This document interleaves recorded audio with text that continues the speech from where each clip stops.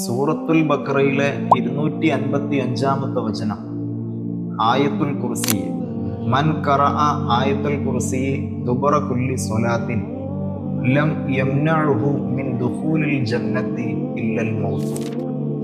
എല്ലാ ഫർദ് നിസ്കാരങ്ങൾക്ക് ശേഷവും ഒരാൾ ആയത്തുൽ കുർസി ഓതുന്നത് പതിവാക്കിയാൽ അദ്ദേഹത്തിന് സ്വർഗത്തിൽ പ്രവേശിക്കാൻ മരണമല്ലാതെ മറ്റൊരു തടസ്സവുമില്ല.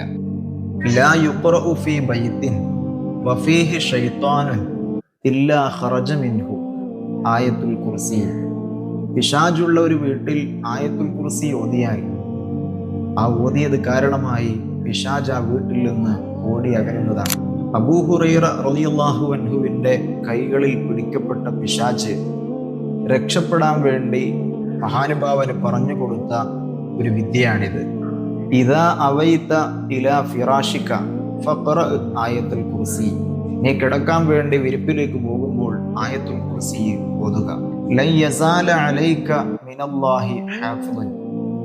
എങ്കിൽ അള്ളാഹുവിൻ്റെ ഭാഗത്ത് നിന്ന് നിനക്ക് ഒരു സംരക്ഷണം ലഭിക്കും. വലാ യഖ്റബുക ശൈത്വാനുൻ ഹത്താ തുസ്ബിഹ. നേരം വെളുക്കുന്നത് വരെ നിന്നിലേക്ക് പിശാചിന് അടുക്കാൻ കഴിയുകയില്ല.